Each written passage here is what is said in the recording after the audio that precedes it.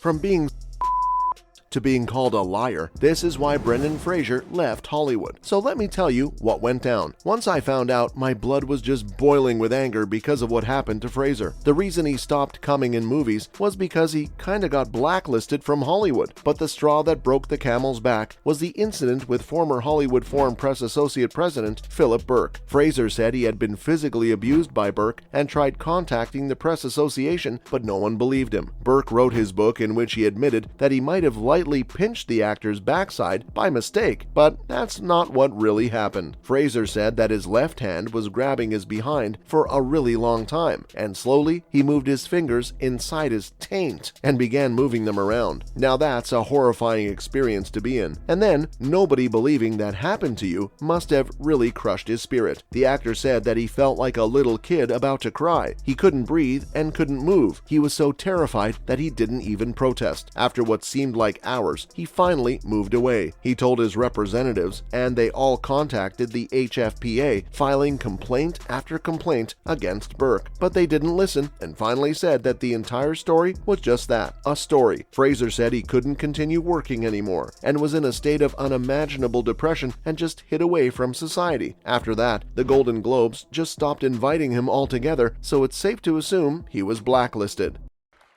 Gentlemen, you laid your whale-sized hearts bare so that we could see into your souls like no one else could do, and it is my honor to be named alongside you in this category.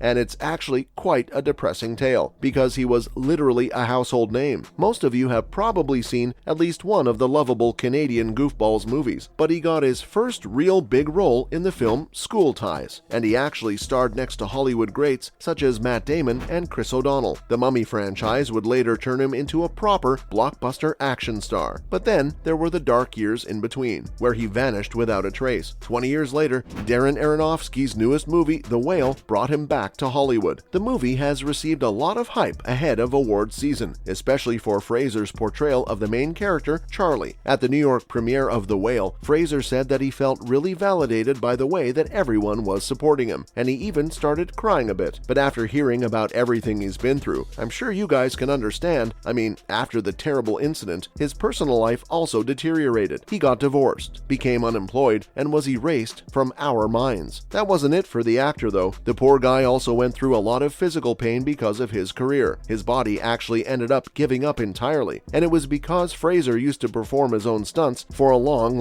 while. But after a particularly demanding shoot in China for The Mummy, Tomb of the Dragon Emperor, he had to be rushed to the hospital. Brendan ended up getting 2 laminectomy procedures, which is a surgery on the spine, and that's probably one of the most dangerous places to be operated on. Smiling and breathing, that's half the job.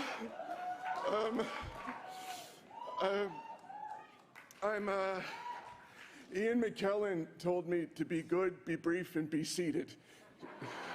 So here goes.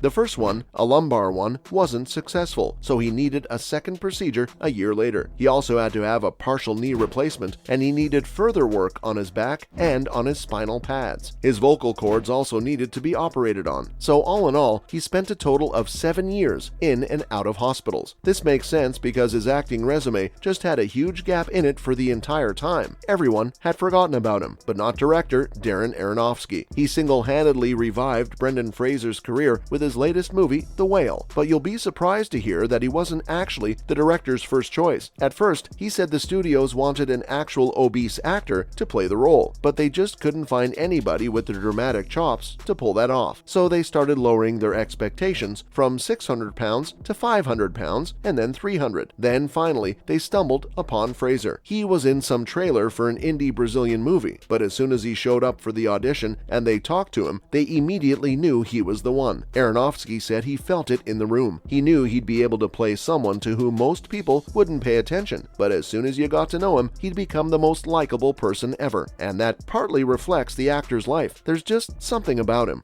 That is a movie star! You're a stud. Thank you for coming back. And thank you, I don't know if you saw, there was a sketch earlier that a character looked like you. Goat Leg Greg. Who was that guy? I don't know, but he's a good actor. I love him. Was there ever a bizarre role that you ever said yes to? A heartbreaking aura that'll make you just fall in love with him. But despite all that, things have been looking up for the actor. Fraser was obviously moved when The Whale received a 6-minute standing ovation at the Venice Film Festival in September 2022. His sympathetic depiction of Charlie was just so good. He played a gay man trying to reconcile with his daughter after a long estrangement while trying to battle his extreme obesity, as Fraser's character struggles to accomplish the most basic chores like getting up off the couch while being transformed by up to 300 pounds of prosthetics. The movie's sympathetic to the difficulties faced by those who are obese, but is extremely painful to watch at times. The director admitted that he had to make the movie difficult to watch because that was the entire point. But now, since things seem to be going smoothly for Fraser, the HFPA decided to break their silence, and they finally apologized to him. They posted on their Twitter and said that they strongly condemned harassment and that they stood with Fraser over the years, which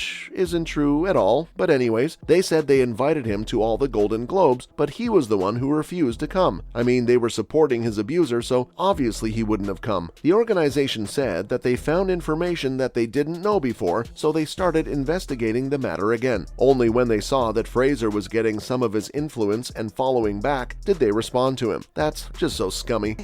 I'm a lot bigger than I was since the last time you saw me. No, I'm not talking about what you look like. You'd be disgusting even if you weren't this fat. Need I remind you that you left us? You'd still be that piece of dad who walked out on me when I was 8.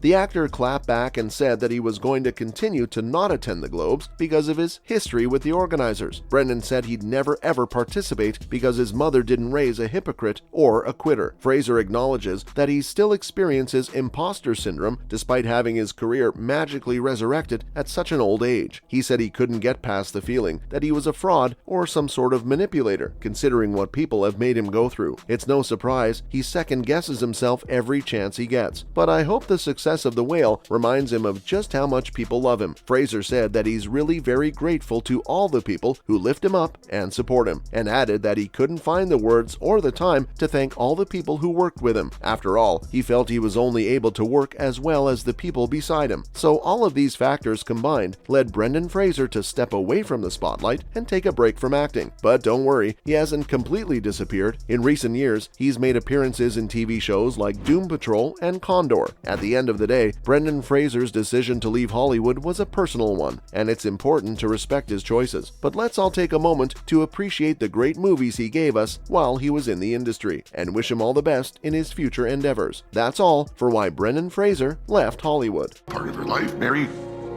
A part of both of your lives. Okay, you know what? You can't throw me away like I'm a piece of garbage and then suddenly just want to be my dad 8 years later.